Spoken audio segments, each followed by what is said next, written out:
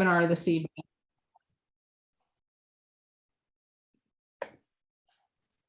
So welcome everyone to our Playing Sports in College session this evening.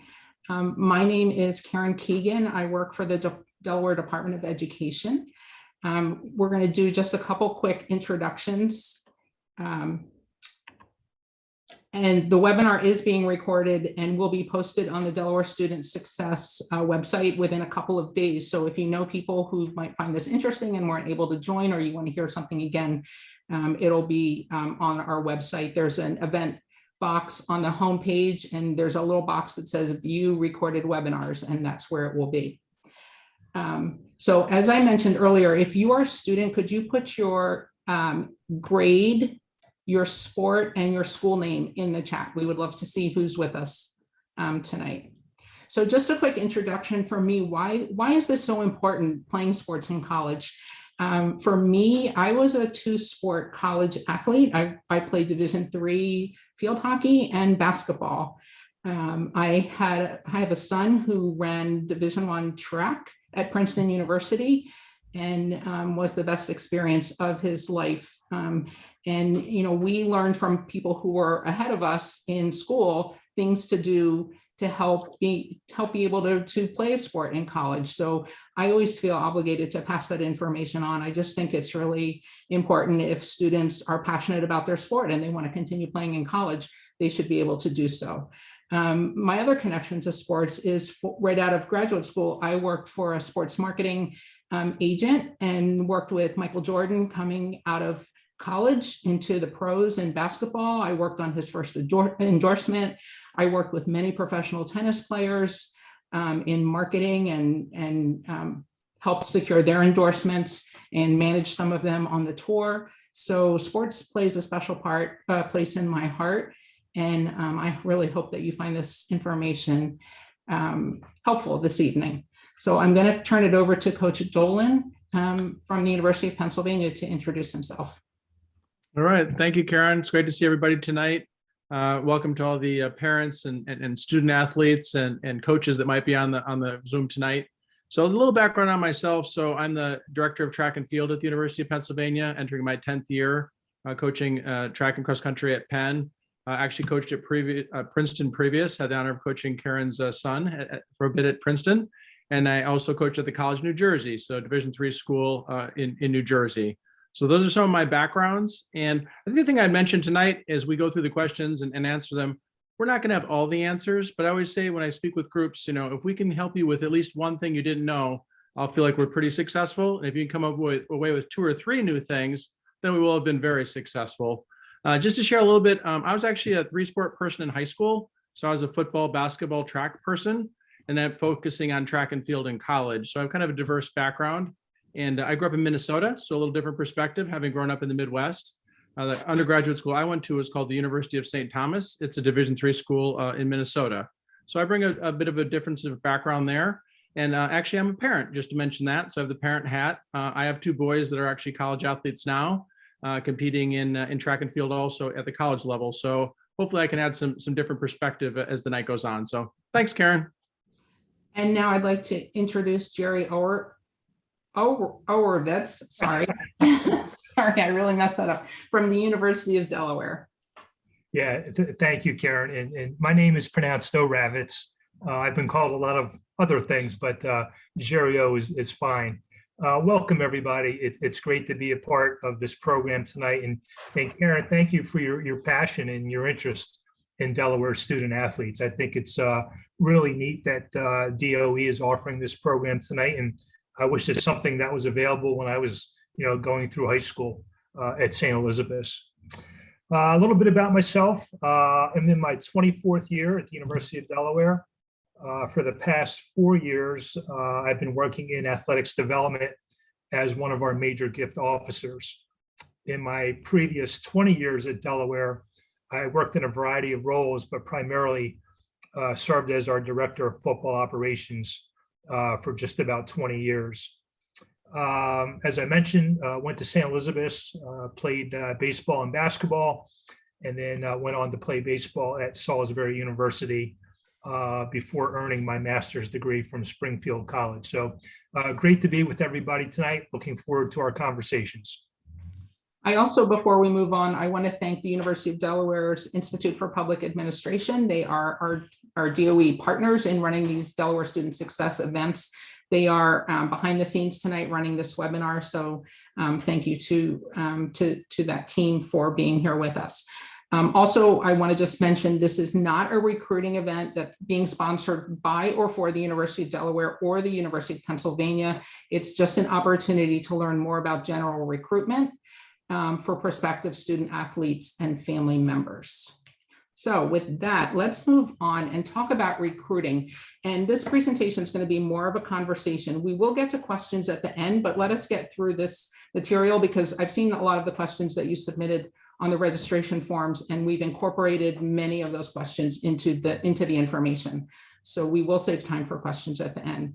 So I'm going to open it up to Coach Dolan and Jerry to talk about what does being recruited mean? I guess I'll jump in, Jerry, if that's okay. Sure. So by NCAA, the definition of a prospect is a student that enters 9th grade, and now you're a prospective student athlete that college coaches could start following and so forth. And then the recruiting, and we'll talk about as this goes on, there's a timetable in which you can get more active with recruiting.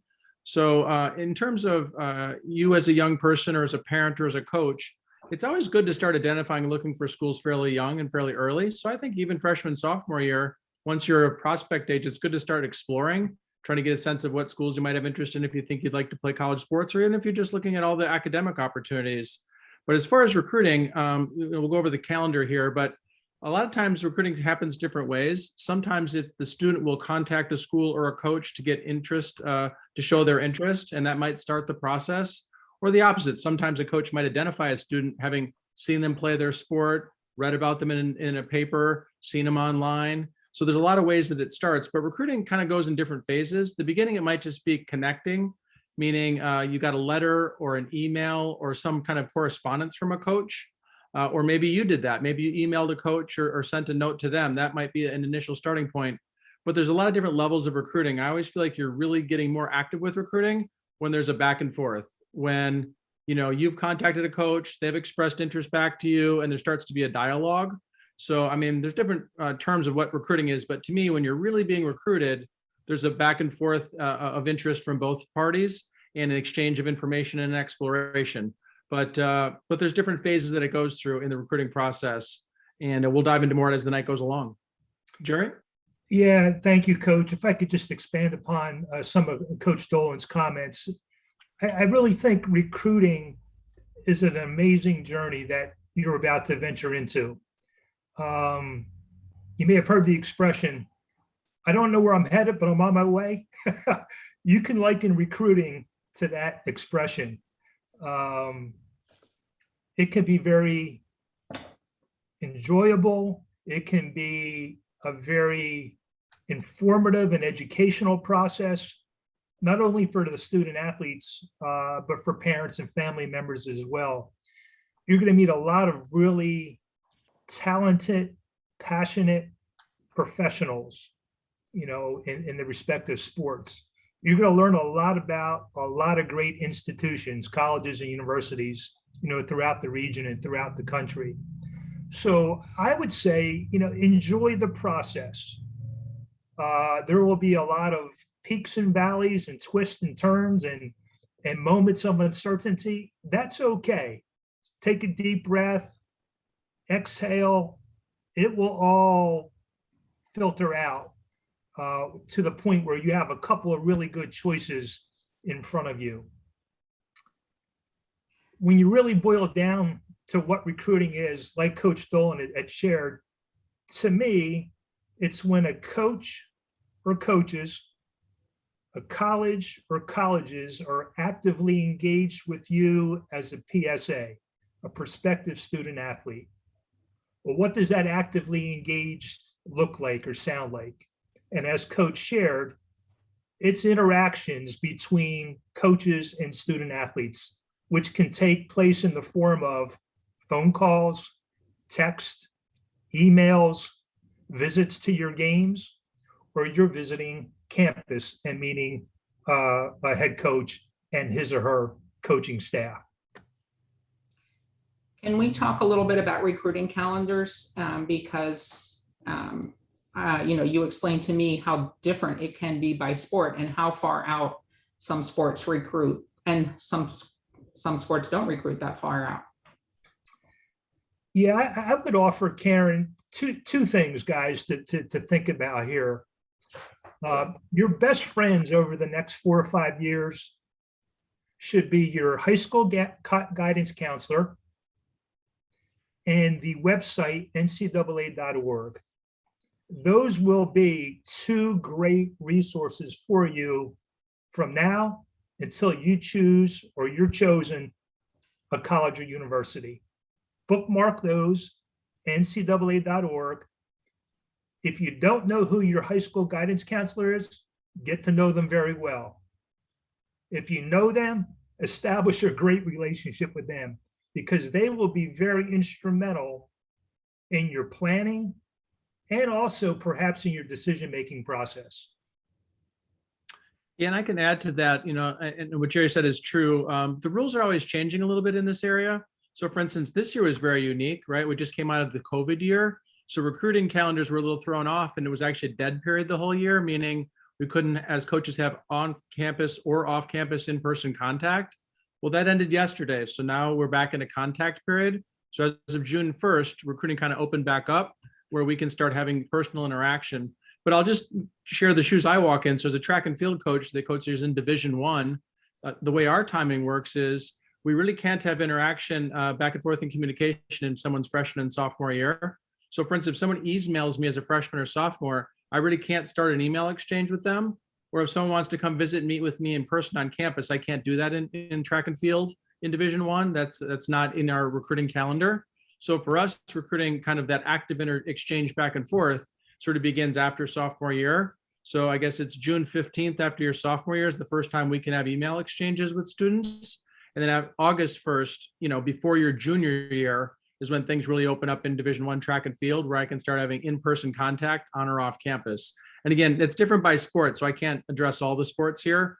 But like Jerry said, the NCAA site or your guidance counselor could guide you that direction. But that's some of the timing. But your freshman sophomore year is still a very important exploration time, even if you're not having a lot of coach interaction, because you can go on websites and learn about teams. You can follow them on social media. And actually, you can reach out to a coach and tell them about you at any time. So as a freshman, sophomore, you could send a note to a coach. They just can't reply and start back and forth interaction. So hopefully that's kind of what we're looking for, Karen. Yes, and I would highly recommend doing that. So here's the thing: if you're a 9th and 10th grader and you love your sport, you don't even have to be 100% sure that you want to play in college. But here's the thing: you can't wait until you're a senior to decide that you want to do that. The other thing you don't know is how your athletic career is going to turn out. You may be, a decent runner or a decent swimmer or a field hockey player or whatever right now, but, working hard, having goals, working with your coach and your team, and certainly academics, we're going to talk about that in a minute, which is really important.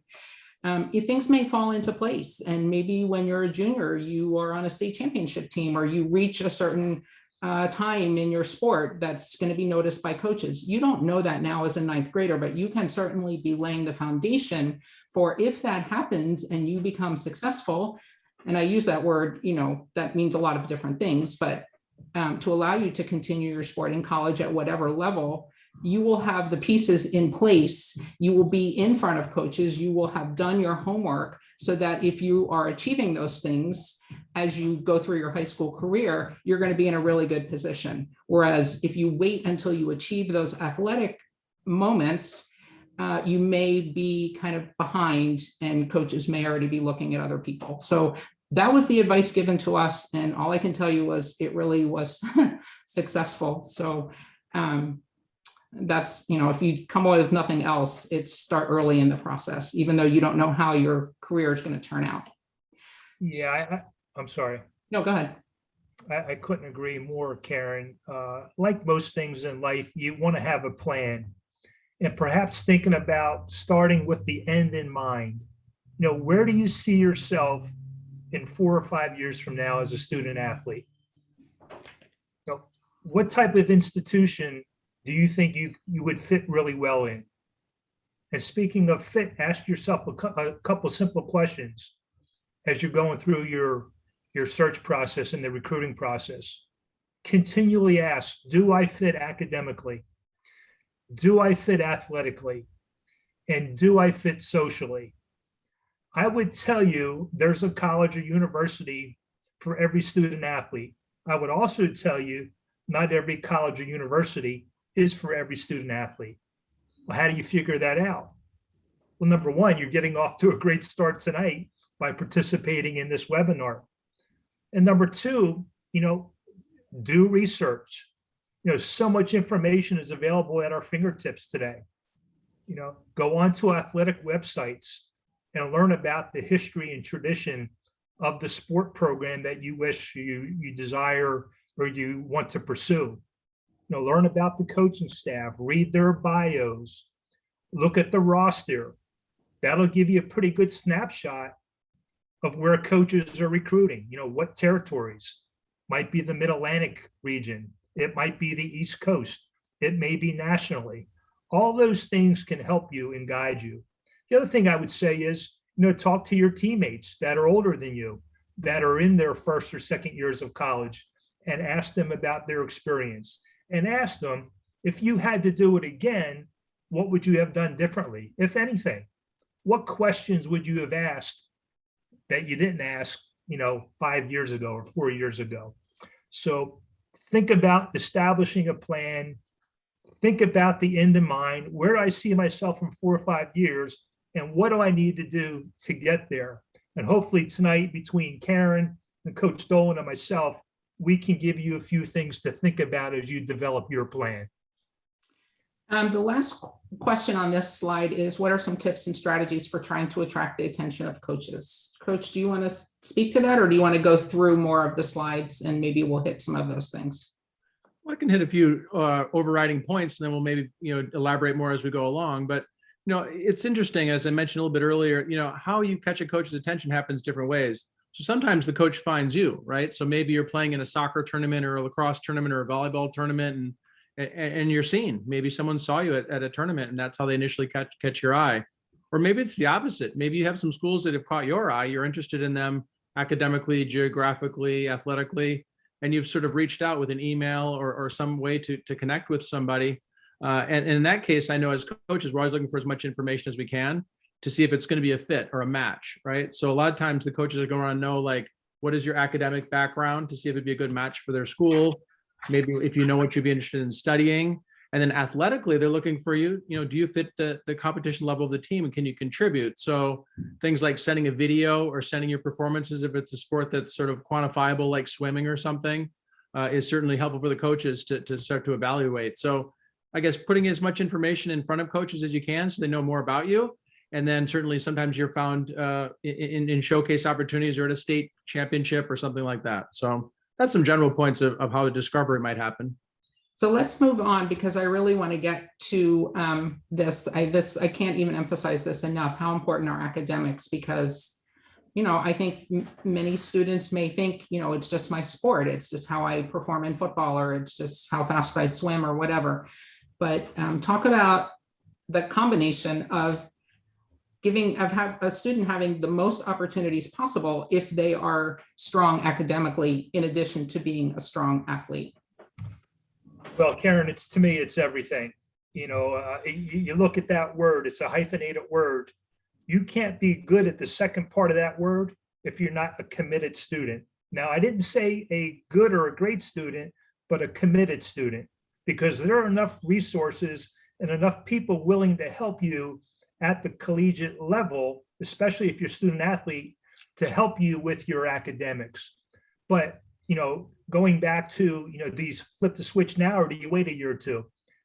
Your time is now, student athletes. Don't wait until your junior year. It may be too late. And especially academically, course-wise, that's why you want to have a great relationship with your high school academic advisor. You want to make sure you're in the appropriate core classes so that you're completing successfully those core units You're going to need 16 of those at a minimum at most schools. I know the University of Delaware is 18 core units. You could have a great GPA, but you took the wrong classes for 2 or 3 years. And all of a sudden you're scrambling, the spring semester of your junior year to catch up. So I can't emphasize enough how important it is for you as a ninth grader, or if you're going into 10th grade, if you have a good relationship with your academic counselor today, have a great relationship with that person. You're going to need them. They're going to guide you and make sure you're in the right classes so that you can matriculate and be considered a recruitable PSA. I can't stress it enough. It's everything. So Coach Dolan, if a student wants to run for an Ivy League school, how important are grades?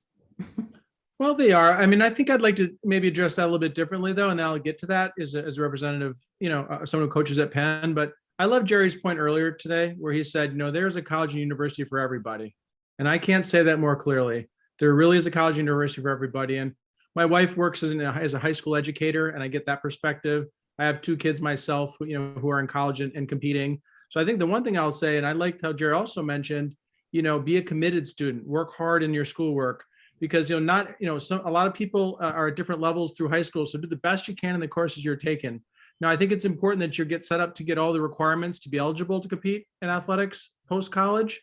And for those of you that are really strong students, have the opportunity to take the higher level courses, if you can aspire to be in the AP courses or the honors courses, or get yourself to calculus, if you have that type of ability, I really encourage you to go for it, because that does open more doors at some of the most prestigious universities.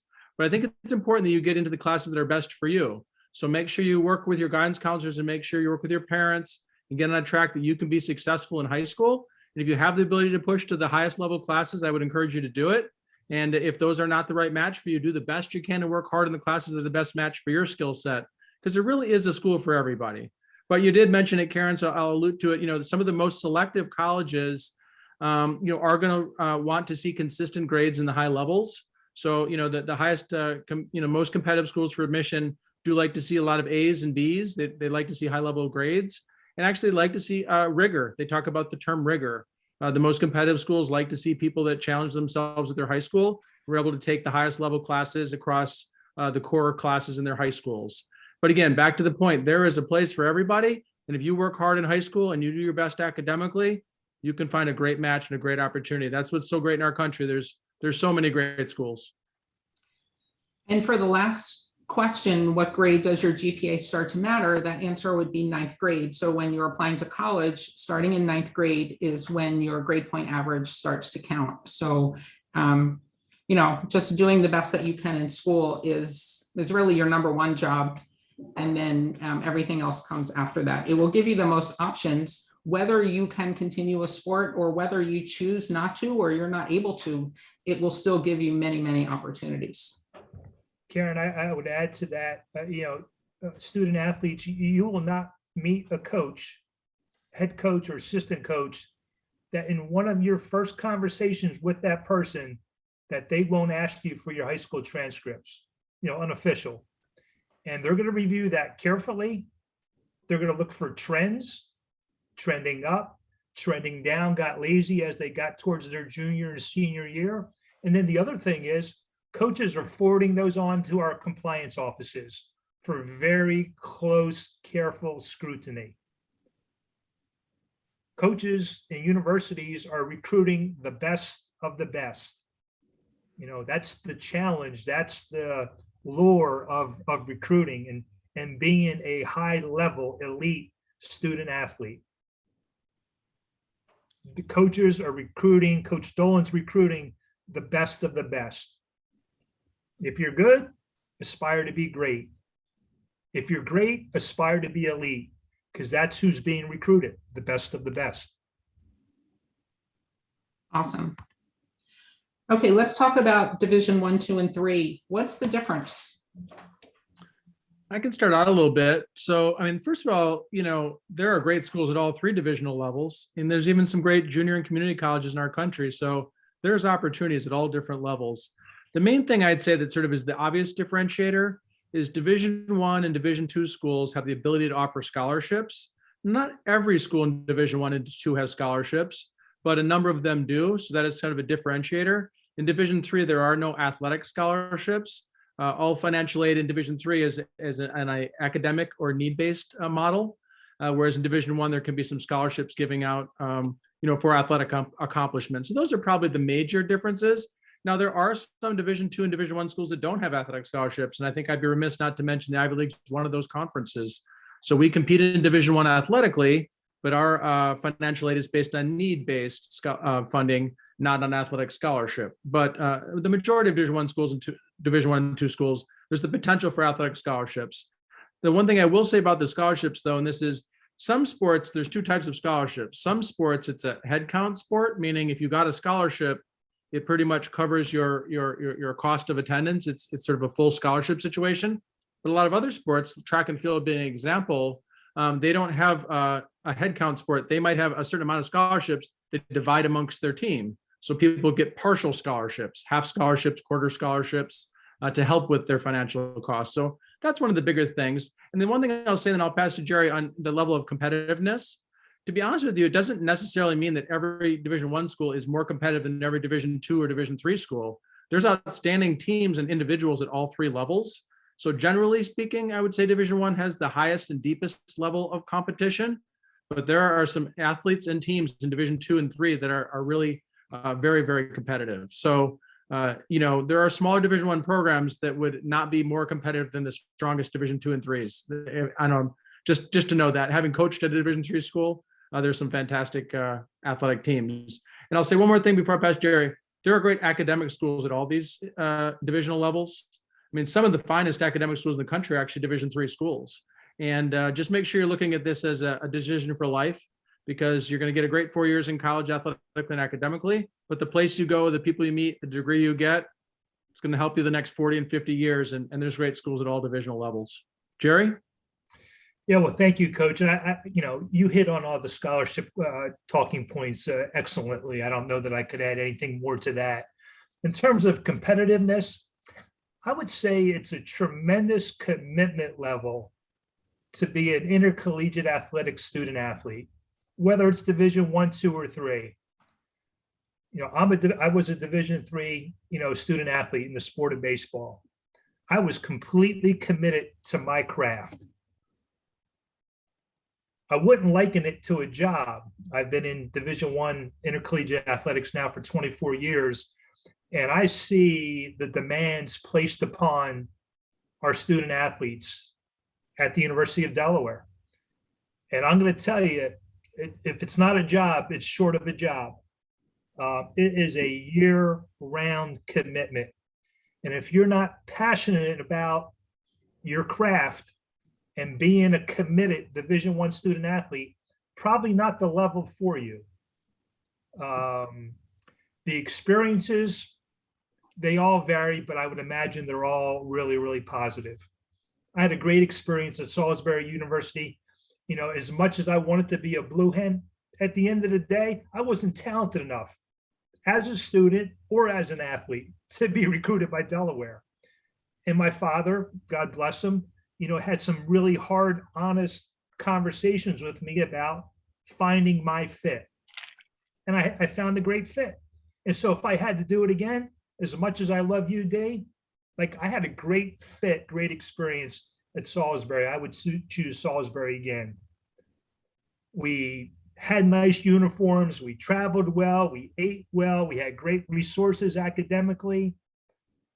I've met some great mentors, friends for life. It was a wonderful experience. But I would tell you at the Division I level, if not a job, pretty darn close to it. So I might just piggyback on something that Jerry's been making here. And I think, it is a big commitment, when you're going to be a college student athlete. But I also think it's a lifestyle, and it's something that's really, fun and something you can do. If you were an athlete in high school, you got used to the pattern of your day. You went to practice after school and you studied at night. And I think the most important thing in college is to really get it on a good schedule and commit to your schedule and your timetable. But it is a lifestyle. If you want to be a college athlete, it really is not just a one season in season. It's a year round sort of lifestyle commitment that you're making.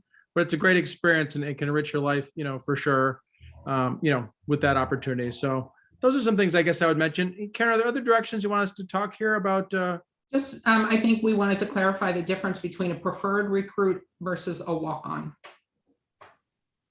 Well, the one thing I'll say, and maybe this is framing it, and then we can talk about that, is I think it's important as you go through this process to really get a sense of, where do I fit into the program here? Will I get playing time in a team sport? Will I get competition opportunities in an individual sport? Like, can I contribute to the team competitively? And a lot of those questions really should be asked in the recruiting process. And I think it's fair to ask the question, ask the coach kind of where you fit into their recruiting, where you would fit into their team and that kind of thing in the process, because you definitely want to go someplace where you fit and you can contribute and you can be a part of it, had a great experience. And then if you go to a school and you weren't necessarily heavily recruited, you're more of a walk-on candidate, it's important to get a sense from the coach, like, do they have roster size limitations that would make it possible or not possible to walk on and join the team? So not only will you participate and play, but, are there some things to be considered there? So usually kind of a preferred walk-on or preferred recruit is someone that wasn't maybe one of their top recruits, but they saw you, they know you're a good performer. They've kind of promised that you could be a part of the team. That's kind of a preferred walk-on situation. A true walk-on might be someone who got in school and knocked on my door and said, "Coach, I ran high school track and field. I want to come out for the team." And then it depends on the school. Some teams are very open, that they have unlimited numbers and they can welcome everybody. And some schools, there's, for financial reasons and resource reasons, there's roster sizes that the coach is held to. So you might want to ask some of those questions. If I want to walk on the team, what would be involved, and are there spots available? Those are my general thoughts, Karen. One thing I just want to mention, I don't want students to be afraid to try to go, become a student athlete. It definitely takes commitment. And, while I wasn't a Division I athlete, my son was, and he was very strong academically. And he always played sports since he was, 4 or 5 years old, sports every season, different sports.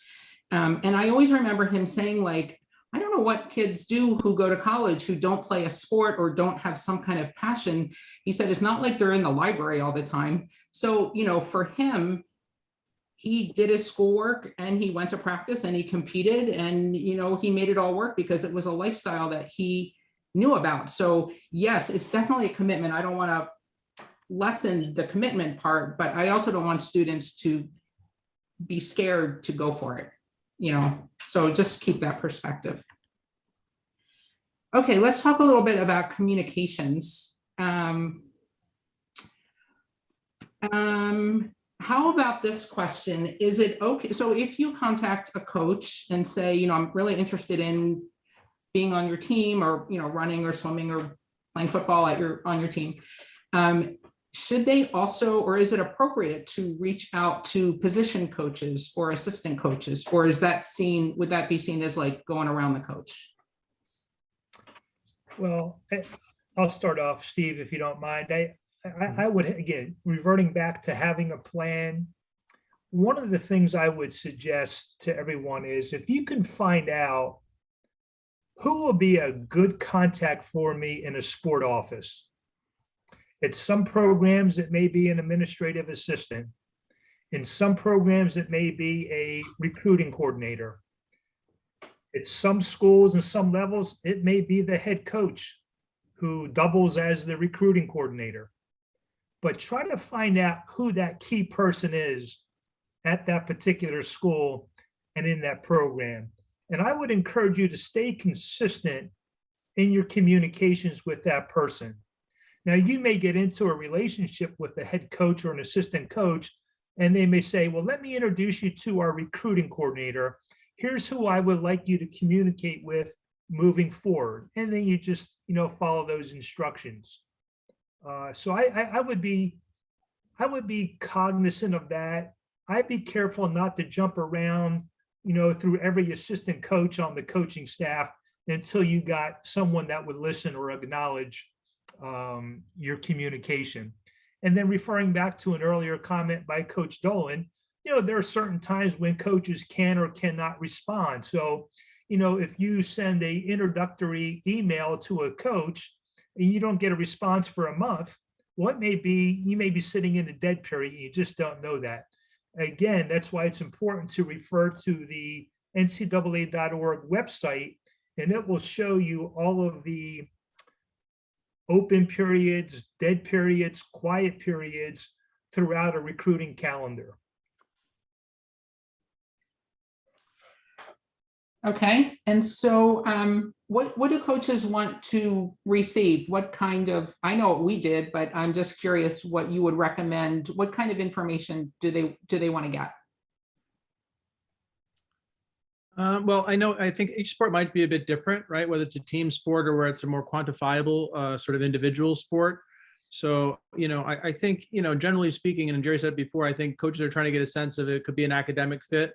So fairly early on, it's nice to know if you're doing well in your academic work and kind of some GPA. And if you've taken standardized tests, those are helpful to know if they're a part of the process for you. And then athletically, they're trying to evaluate if you can compete at this level. So, if you have statistics, if you have information, you could send videos or links to videos, things like that are very helpful. Actually, also too, when we're in active recruiting time, sometimes I like to know when and where people will be competing. So maybe I have a chance to view them. Hey, I'm going to be at this clinic or this camp or this game or tournament, So, as much information as you can, but the coaches are trying to evaluate, athletically and academically, could this be a good fit? And as the recruiting process goes forward, they're also going to get to know if it's a good personality fit, if you'll bring the right energy and positive energy to the team. Yeah, just to add to Coach Dolan's comments, if you participate in a travel team or an AAU, ball club, I would not be afraid to send along your schedule, for the season. So if a coach is out on the road and he knows that you're playing in a particular tournament in a particular city, he or she may, organize their travel plans to come watch you play. And then I will also include, your AAU coach or your travel coach, that person's name and their contact information can only help you. Do coaches care if parents reach out, or should communication come from a student, or does it not matter? What do you think, Jerry, on your end? Do you want to take it? Yeah, I feel strongly it should be the student athlete. That's who. Now, coaches recruit families, I get it, but your regular communications are with student athletes. So I think it demonstrates maturity, poise, confidence, and a genuine interest on behalf of the student athlete in you as a head track and field coach and Coach Dolan. So I would suggest student athletes. Yeah.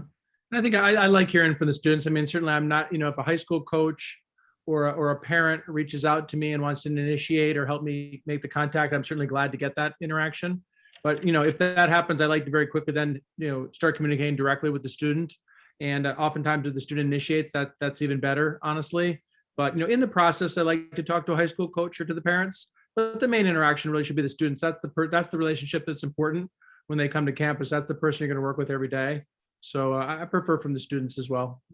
So then students, that means, and this is what I would tell you for any college communication or scholarships, you should have an email set up for this activity, for reaching out to colleges on any topics.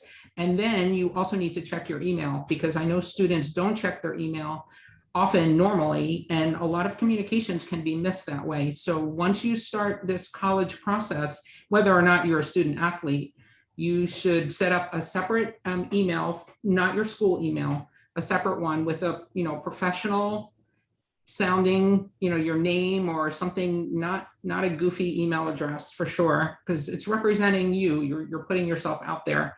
And then be sure to check it, because if coaches should write back, or a financial aid office or an admissions person or whatever has a question or wants to communicate with you, you don't want to miss that opportunity.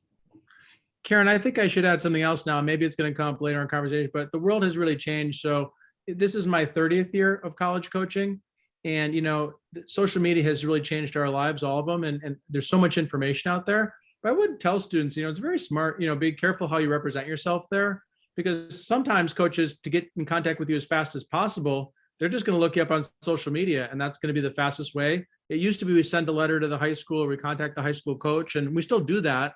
But a lot of times they're actually just going to look you up on social media and find that the fastest way to contact you. but also as in that realm, they're going to see your social media. So they're going to get a sense of how you represent yourself. And I think it's very important that, you're careful with what you put out there on social media, because it can be a positive or negative part of your representation. Yeah, I couldn't agree more, Coach. And for student athletes that are still, tuned in here, if I could offer one thing and make one impression upon you tonight is this: your story is unfolding each and every day. And when coaches are out on the road recruiting and visiting your schools, they're speaking to not only your coach or your athletics director, they're going to speak to some unsuspecting people. For example, a librarian, a kitchen worker, a hall monitor. And they're going to ask, hey, tell me about this guy, Jerry. What's he really all about? And they're not going to get a rehearsed response from those people.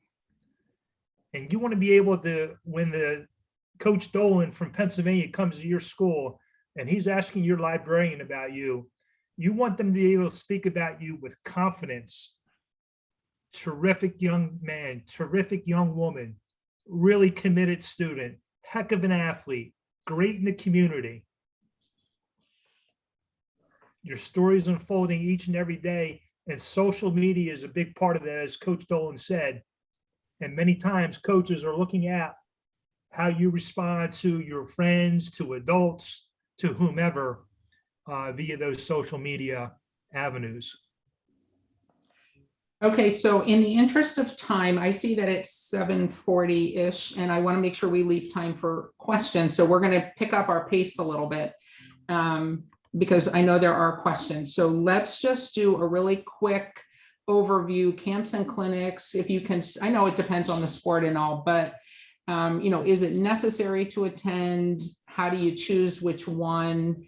Just if you could give some tips or general information on this. Yeah, I would offer prospect camps are very important evaluation tools, not only for you as a student athlete, but for the coaches to evaluate your ability, your talent, and really get an eyeball on you up close and personal. I think they're very important. In my perspective would be, I think it is somewhat sport specific, as Karen alluded to.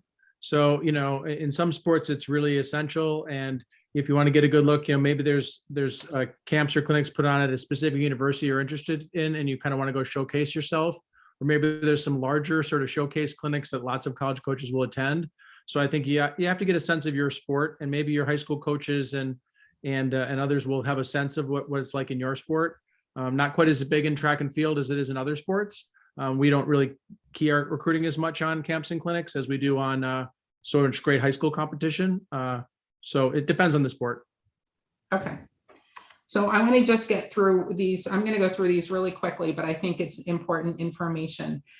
So something to think about. I mean, this is all from experience that I've seen with many students that I've worked with. Can a coach tell you what to major in? I mean, that totally depends on the school, but I know I saw one student who was recruited at one of the highest level baseball programs, and that coach basically said you could major in communications because we need you committed to the baseball team, the travel schedule. The student wanted to do something else, and he ended up not going to that school, even though that was his dream to play at that level. But he felt like his life after college was more important than that baseball team. So it's a question to ask, like, can you choose your major? And, I would push back a little bit if, my son was an engineer at Princeton. So I know people think you can't do some of those science kind of subjects and play a sport, but you certainly can. But again, it's something to ask so that you know what you're getting into.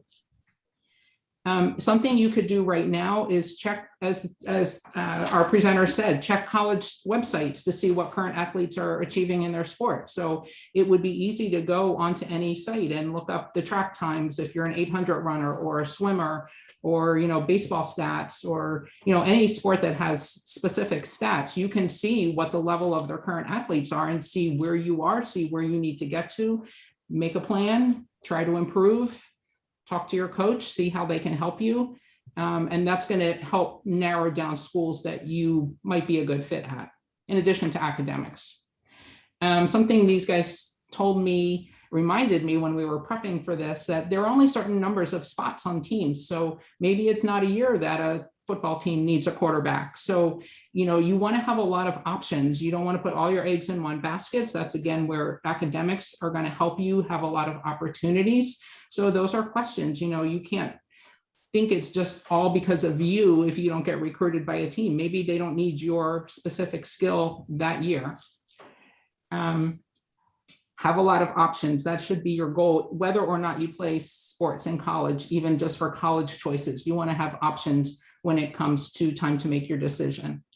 One question to ask that I just learned, seeing different programs at different schools, are there set practice times for your sport? So some colleges have time set aside in the afternoon where all their sports teams practice and there's no conflict with classes. Other colleges, they will allow the coach to set the practice time. So what happens if you have a lab at 1 o'clock and your coach decides that's the best time for practice? That's something you want to know up front, and that could factor into your decision. So that's, there's no generality to that. You just have to, it's something that you should ask. And know that most colleges have GPA requirements to be on a sports team. So once you get onto a sports team, you need to keep your grades up to stay on that sports team. And again, that can vary from school to school, but I have seen kids that didn't seem to know that was a factor, and all they wanted to do was hang out and play their sport, and that didn't work out so well for them. Do you guys have anything to add on any of these topics? I know I went through them quickly, but they were sort of cut and dry for me. Yeah, all very good questions, certainly, Karen. And I would, again, offer to the parents listening tonight and student athletes listening tonight, it's your job to be informed. It's your job to be prepared, have a plan, and ask some really good questions. And these questions that Karen just went through are some very good questions. When you're really getting into the nitty gritty of recruiting and you're sitting down and you're having personal interaction with a head coach or an assistant coach, again, it's your job to be informed so you can make an informed decision when it comes time to make a decision about the best fit for you as a student athlete. They mentioned NCAA, so I just wanted to put this information up on this slide. When we post the recording, we'll post the presentation as well. But if you go to the NCAA site, there's a big box right there that says want to play sports in college, and there's a video that you can watch. I just threw in this chart because I hope everyone who wants to play a sport in college can do that. But know that most people who do that don't go on to be pros. So I'm not here to discourage you from having that as a goal, but that's why your academics do matter in college, because it's a low percentage that people make it out into the pros in their sport. So you can see women's basketball, 8.8% make it to the pros, or football, 1.6% of college athletes make it to the pros. So it is a really small percentage, but that also doesn't mean that you can't pursue something related to a sport. You could be a coach, you could be a statistician, you could be a physical therapist, you could be a trainer, you could be a marketing and event person like I was and work in professional sports. So, I wrote down a whole list of things that you could be related to sports. So if you love sports, one of my friend's daughter works for Sports Illustrated. She's a baseball writer. She didn't play baseball in college, but she loves baseball. So, there's lots of things you can do that are connected to sports, and having that college experience can really take you far in different careers. You could be a broadcaster, a journalist, like there's a million things. So keep your options open. We're going to get to questions in 1 second. I just want to let you know that through the Department of Ed, Delaware Student Success Program, we have a texting program. And the people on this call, me and the University of Delaware people behind the scenes here, we manage this texting program. It's for high school students and parents. If you want to sign up, we send out maybe 2 texts a week, things like this webinar, things that certain grades could be doing now to get ready for college or other options after high school. You can ask us questions, we'll answer you back. So the information is here. If you want to join, you just text the word success to 302-492-2092. We'll ask you for your first name, last name, grade, and school. And then you can opt out at any time. So I just wanted to put this up here as a resource in case you want more information. So Kelly or Chris, do you want to help us, or Brendan, with some questions? Sure, Karen. One question is, can you play multiple sports in college? Yes, you can. It's rare. Takes a special student athlete certainly to play multiple sports. I've experienced a few at the University of Delaware in my time here, not many. But yeah, it's possible.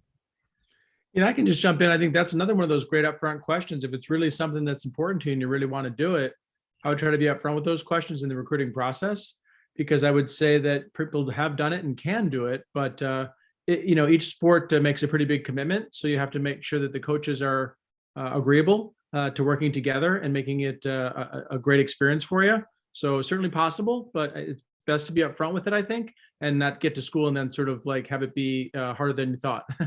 That'd be my thought there.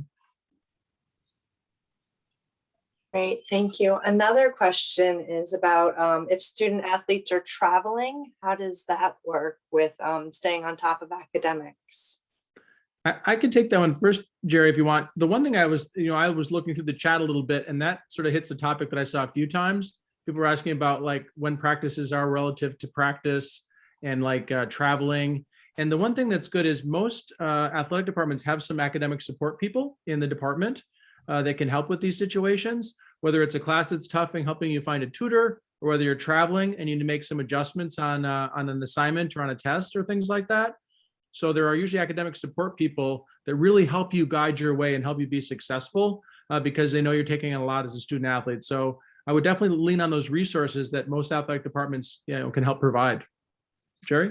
Yeah, just to add to that, Coach, we have a great academic services for student athletes department at Delaware. They do a great job. Everything is organized up front.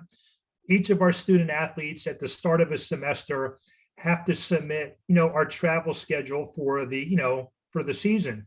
And if there to be any missed classes, that notice goes to the professor, months ahead of time. So everything's up front, prepared and organized. If there's an exam or special project that would be missed on a travel day, then that's excused. The assignment's not excused. The date is excused until either before or after the travel trip, usually organized after travel by one of our academic advisors.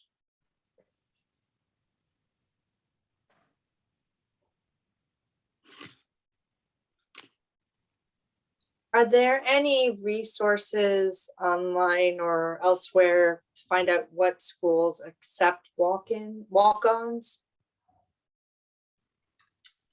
So I think that's a bit case by case. I think you probably would have to identify the team itself, because it's not published if there's roster limitation sizes or what their criteria are to walk on. Like some sports will put some quantifiable information on the website. So for instance, in the sport of track and field and oftentimes swimming, sometimes you can go right on their website and they'll list kind of walk-on standards or a target for students. But in a lot of sports, especially team sports, when it's not as quantifiable, it's most important that you talk to the coach just to get a sense of their flexibility and their willingness to and ability to add walk-ons. So I don't think it's not like you can just Google it and it'll tell you. Yeah, I concur.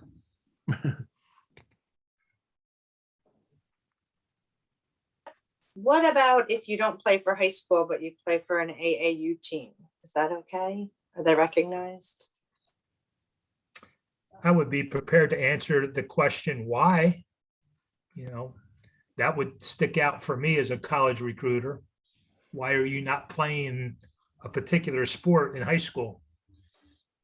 If you've got a good response for that, okay. You're gonna have to live with that. That will be evaluated. Fairly or unfairly, that will be evaluated. It would raise a big question for me, though, as to why. And I guess my first thought, and this may be me putting on the parent hat, is sometimes it's sport based, so most sports are very high school based in the United States. So most people play high school sports, and that's our main evaluator. There are certain sports that are less high school and a little bit more club oriented or AAU oriented. So, again, I'm all for high school sports and think it's an amazing opportunity to be a part of a team and play for your high school. But I think there are some sports where it happens more that there, if there's not as much of a high school component to it. So again, I think there are sports that there's a big, some of that is certainly makes sense.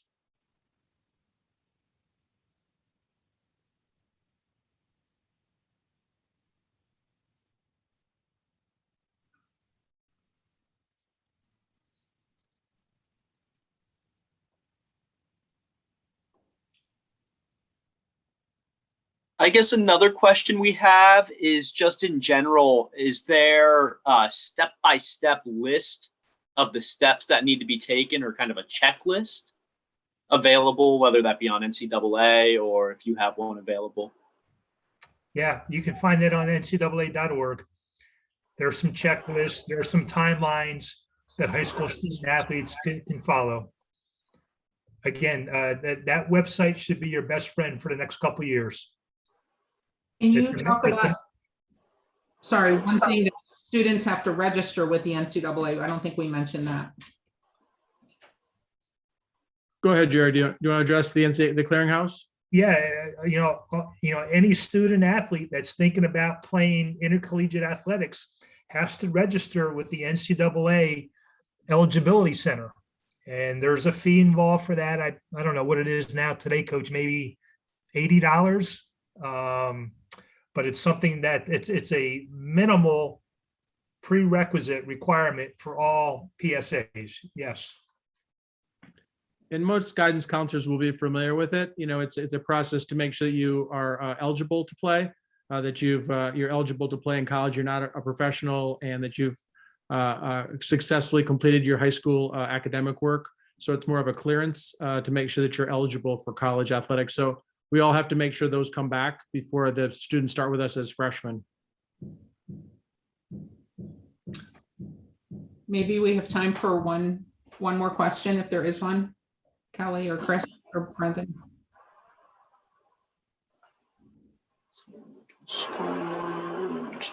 I'm taking a quick look, trying to see if there's anything we haven't really touched on yet. Okay. Well, one thing that I would encourage students to do, in my role, I talk about planning and going to college or other options, trade, military, other options after high school. And I would just encourage you to shoot high. You want to be realistic. Obviously, you want to be realistic and find the right match. But a lot of times kids are kind of told, I think, not to shoot too high. And I say that having watched a student whose dream it was to go to Notre Dame his whole life and was discouraged from doing that by his school. And his mom basically said, "Are you kidding me? Of course you're going to apply." He was third in his class. So, I mean, he had every credential in the world to go. And he did go, he did get in. He walked onto the football team as a sophomore. He was their long snapper for 3 years. He met his future wife there, got married in the chapel. I mean, if he hadn't had someone push him to say, "Look, this has been your dream." I know that doesn't work out for everyone, but if you have the academics and you have the credentials, you should shoot high, at least for 1 or 2 schools, and see what happens. You also have to have match schools, which we say, are where you would be a good academic match. And if you're talking about athletics, you would be a good match there as well. You have to do your homework, you have to do your research, but talk to as many people as you can. I think you'll find you can find a lot of people who played sports in college. Look at your recent graduates. That was a great idea to see who from your high school or your friends, people that your parents know or your friends know who went and played sports in college. My kids talk to people all the time about their experiences, and it's been helpful for a lot of people. So it's not too early to start, and just work hard and apply yourself, and I just wish everyone the best. I am going to put my contact information up here. If anyone has questions or needs information, our Delaware Student Success website has lots of information on college and other post-secondary opportunities. I'm more than happy to answer questions, or if you have something you want to follow up with, let me know. I want to thank our presenters, Jerry and Coach Dolan. That was really, really valuable information. Thank you so much for your perspectives from all your years of experience. We really appreciate it that you took the time to talk to our students here in Delaware. And we'll see what happens over the next couple of years. Thanks. If I could just make one closing comment to the coaches, parents, and athletes. Obviously, you're sports enthusiasts, so best of luck with your athletics and have a great summer enjoying sports and being outside. And if I would just say one thing, and I appreciate Karen inviting me to join this, is, as you look at the colleges, there's really a great place for everybody. And if you want to get involved with athletics, I would look carefully and find those opportunities, be it a Division I, II, III, or a club sport at your school, because when you go to college, you want to be a part of a group, just like you've been a part of a group in high school and played your sport. So if you love athletics, there's ways to keep doing it, and it can be a big part of your life for years to come. So again, thanks for the invitation, Karen. Yeah, Karen, thank you as well. It was a pleasure to be with everybody tonight. If anyone has any interest in continuing on with the conversation, feel free to reach out to me. You can see my email address on our athletics website, the University of Delaware. Best of luck to everyone. All right. Thank you, everybody. Have a good night.